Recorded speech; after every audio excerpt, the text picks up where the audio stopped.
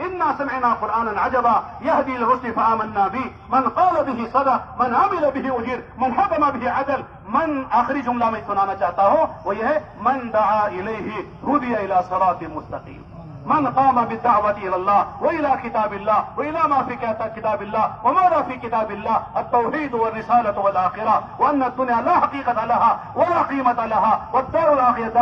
دار الآخرة دار البقاء دار القرار من دعا إلى كتاب الله وإلى ما في كتاب الله هدي إلى صراط مستقيم کہ جو قرآن کی طرف دعوت دے گا اللہ دائی کو ہدایت دیں گے مردوں کو ہدایت ملتی نہیں ملتی کوئی گارنٹی نہیں ہے لہذا ہم کو ہدایت چاہیے ہم دعوت کا کام کریں گے تو دعوت اور دعا ہے اور مجاہدہ اور جو ہے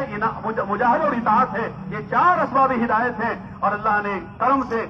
اس تبلیغ کی محنت میں چاروں کو جمع کر دیا ہے یہاں دعوت بھی ہے یہاں دعا بھی ہے یہاں مجاہدہ بھی ہے یہاں اطاعت بھی ہے یہ چاروں اسباب کو اللہ نے دعوت کی محنت دعوت کی شکل میں جمع کر دیا ہے جو دعوت کے راستے میں صحیح اصولوں سے وقت لگائے گا اللہ پاک ضرور سے ہدایت دیں گے اللہ تعالیٰ ہم سب کو کام کی اہمیت جیسا ہم نے سمجھی ہے سمجھتے ہوئے آگے بڑھنے کی توفیق عطا فرمائے اور عملی طور پر بھی حصہ لینے کی اللہ توفیق عطا فرمائے جس میں 7 بڑے ماشاءاللہ بڑا مجمع وہ ہے جو سال لگائے ہوئے ہیں ان سے ہماری درخواست ہے یا 4 مہینے بھی لگائے ہوئے ان سے بھی درخواست ہے وہ نیت کرے بیرون ملکوں میں جانے کی